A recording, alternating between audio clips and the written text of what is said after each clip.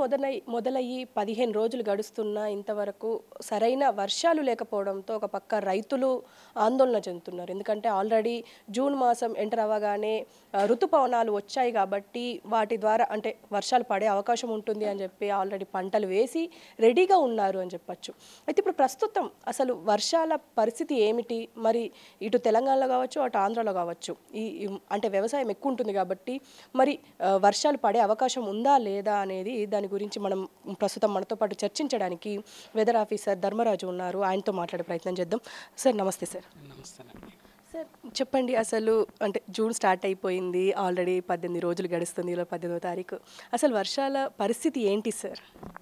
ముఖ్యంగా చూసుకున్నట్లయితే ఇటు నైరుతి ఋతుపవనాలు అనేవి కేరళ భూభాగాన్ని గత నెల 24న తాకినప్పటికీ కూడా ఇటు ఒక ముందస్తుగా ఈ నైరుతి ఋతుపవనాలు అనేవి ఇటు రెండు తెలుగు రాష్ట్రాలకు ఎంటర్ అయినప్పటికీ కూడా ఒక విధంగా చెప్పాలి అంటే మే నెలలో మనకి కొంచెం హెవీ రెయిన్స్ అనేవి అక్కడక్కడ నమోదైనప్పటికీ కూడా ఈ జూన్కి వచ్చేసరికి మనకి మొదటి వారంలో నుంచే కూడా కొంచెం అక్కడక్కడ వర్షాలు నమోదవుతున్నప్పటికీ కూడా ప్రస్తుతం కనుక చూసుకున్నట్లయితే ఎక్కడ కూడా సరైనటువంటి వర్షం అనేది నమోదైనటువంటి గణాంకాలు కూడా లేవు.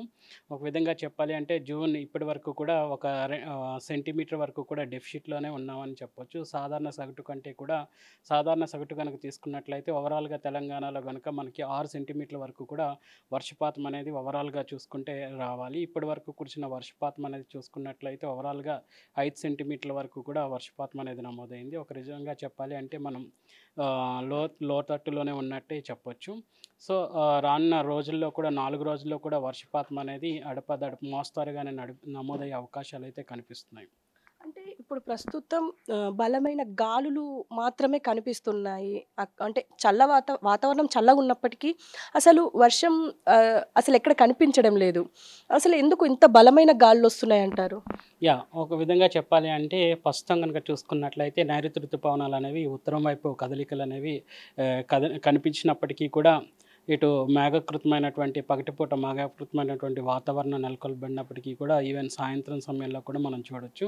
సో మేఘాకృతమైనటువంటి వాతావరణం ఉన్నప్పటికీ కూడా గాలిలో సరిపడినంత తేమ అనేది లేకపోవడం వల్ల అట్లాగే చూసుకున్నట్లయితే గత కొన్ని రోజులుగా చూసుకున్నట్లయితే గత వారం మనకి అటు ఉపరితల చక్రవాకాలు కానీ ద్రోణి ప్రభావం వల్ల మనకి వర్షాలు అనేవి కురిశాయి. ప్రస్తుతం కనుక చూసుకున్నట్లయితే నైరుతి గాలులు అనేవి రాష్ట్రం మీద వీస్తున్నప్పటికీ కూడా గాల్లో సరిపడినంత తేమ లేనప్పటికీ మనకి మేఘకృతమైన వాతావరణం ఉదయము అలాగే సాయంత్రం కనిపించినప్పటికీ కూడా వర్షం అనేది ఒక విధంగా లోతట్టుగానే ఉందని చెప్పొచ్చు. సో ముఖ్యంగా చూసుకున్నట్లయితే ఈదుడు గాలులు అనగానే మనకి రోజు గడిచే కొద్దీ కూడా ఎండ తీవ్రత కూడా పెరుగుతున్న సమయంలో మనకి ఈ యొక్క మాన్సూనల్ సస్టైన్డ్ విండ్స్ అనేసి అంటాము. ఇవి గంటకు సుమారు 30 నుంచి 40 కిలోమీటర్ల వేగంతో ఇవి రానున్న 4 రోజులు కూడా వీచే అవకాశం అయితే కనిపిస్తుంది.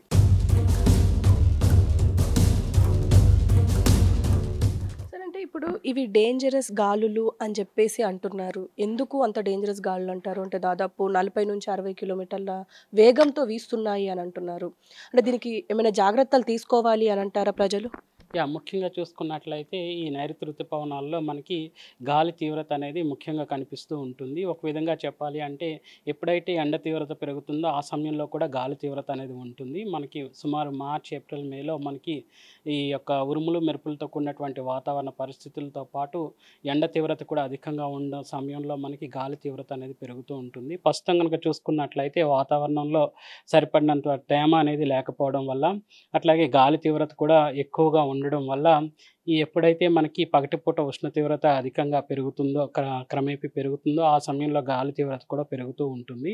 ఆ సమయంలో మనకి మేఘాలతో పాటు ఉరుములు మెరుపులతో కూడినటువంటి వాతావరణం కూడా ఒక్కోసారి సృష్టించబడుతూ ఉంటుంది. కాబట్టి ఇటువంటి వాతావరణంలో మనకి ఉరుములు మెరుపులతో పాటు వచ్చేటువంటి వర్షాల వల్ల కొంచెం అటు ప్రాణ నష్టం కూడా వాటిల్లే అవకాశం అయితే కనిపిస్తుంది. కాబట్టి ఇవి ఒక విధంగా చెప్పాలి అంటే ప్రమాదకరమైనటువంటి సూచనలు అనేవి చెప్పొచ్చు.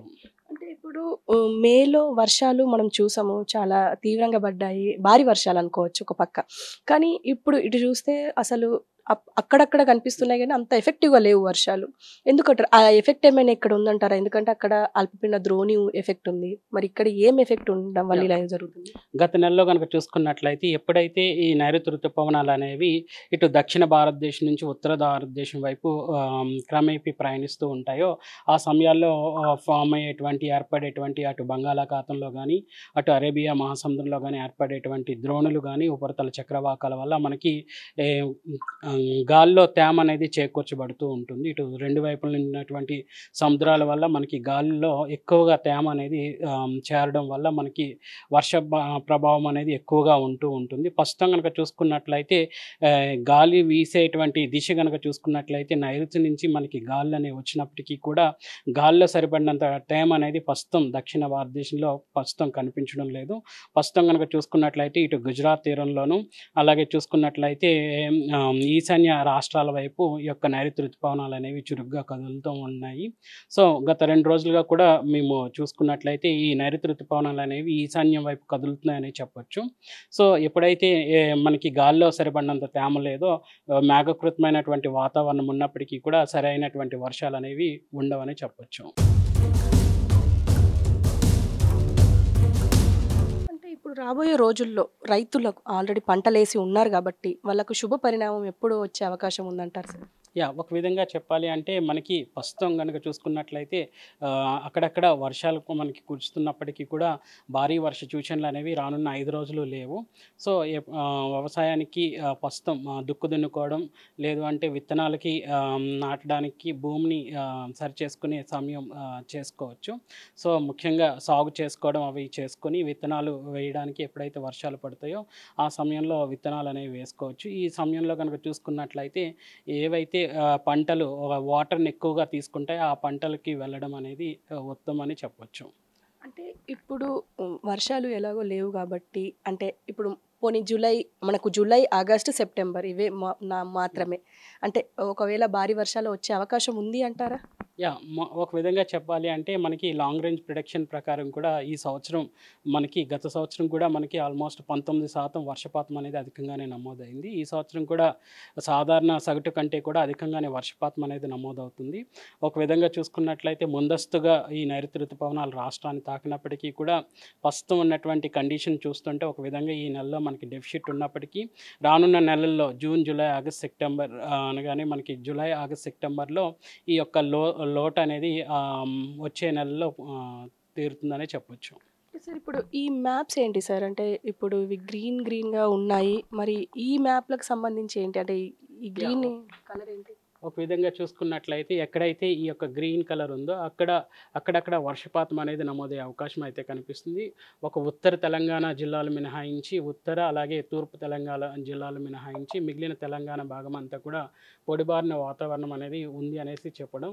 ఈ రాగల 2 రోజులు కూడా ఈ రోజు రేపు కూడా ఒక ఉత్తర తెలంగాణ మినహాయించి మిగిలిన తెలంగాణ భాగాలన్నీ కూడా జిల్లాలన్నీ కూడా పొడిబారిన వాతావరణం అనేది ఉంటుంది. రెండో రోజు కనుక చూసుకున్నట్లయితే ఎక్కువ ఉత్తర భాగాలు అలాగే తూర్పు భాగాలకి వర్షం అనేది అక్కడక్కడ నమోదయ్యే అవకాశం అయితే కనిపిస్తుంది. క్రమేపీ వర్షం అనేది 3rd డే నుంచి మనకి సుమారు 18వ తారీఖు నుంచి కనుక చూసుకున్నట్లయితే వర్షం అనేది పెరుగుతుంది అని చెప్పవచ్చు. ఓకే. అండ్ ఈ ఎల్లో మార్కులు ఏంటి సార్? ఇక్కడ కనుక చూసుకున్నట్లయితే మనకి ఎక్కడైతే గాలి తీవ్రత అధికంగా ఉంటుందో ఈదుడు గాలుల ప్రభావం అనేది ఎక్కడైతే అధికంగా ఉంటుందో ఆ గాలి తీవ్రతను బట్టి ఈ హెచ్చరికలు అనేవి జారీ చేయడం జరుగుతుంది. ఎక్కడైతే గాలి తీవ్రత అధికంగా ఉంటుందో ఆ గాలి తీవ్రతను అంచనా వేస్తూ ఆయా జిల్లాలకు ఎల్లో కలర్ వార్నింగ్స్ అనేవి జారీ చేయడం జరిగింది. రానున్న 2 రోజులు కూడా మనకి గంటకు 30 నుంచి 40 కిలోమీటర్ల మేర ఈ గాలి తీవ్రత ఉండే అవకాశం అయితే కనిపిస్తుంది. అంటే ఇప్పుడు ఈ ఎల్లో అలర్ట్లో అంటే ఈ గాలి వీచే దగ్గర హైదరాబాద్ ఉందంటారా అండి? మనం ప్రస్తుతం హైదరాబాద్ కూడా చూసుకున్నట్లయితే హైదరాబాద్లో సుమారు మనకి 42 కిలోమీటర్ల వేగంతో గాలులు అనేవి వీసాయి. సో ఈ రోజు రేపు కూడా ఈ యొక్క తీవ్రత కొనసాగే అవకాశం అయితే కనిపిస్తుంది. Okay sir, thank you very much. So చూసారు కదా, మొత్తానికి అంటే ఒక పక్క ఈదురుగాలులు దాదాపు 40 నుంచి 60 కిలోమీటర్ల మేర ఈ స్పీడ్‌తోని ఈ గాలులు వీస్తున్నాయి. అండ్ ఇంకో పక్క వర్షాలు కూడా అంతంత మాత్రమే. అంటే లైట్‌గానే ఉన్నాయి. కానీ ఎక్కడ భారీ వర్షాలు ఇంకా నమోదవ్వలేదు.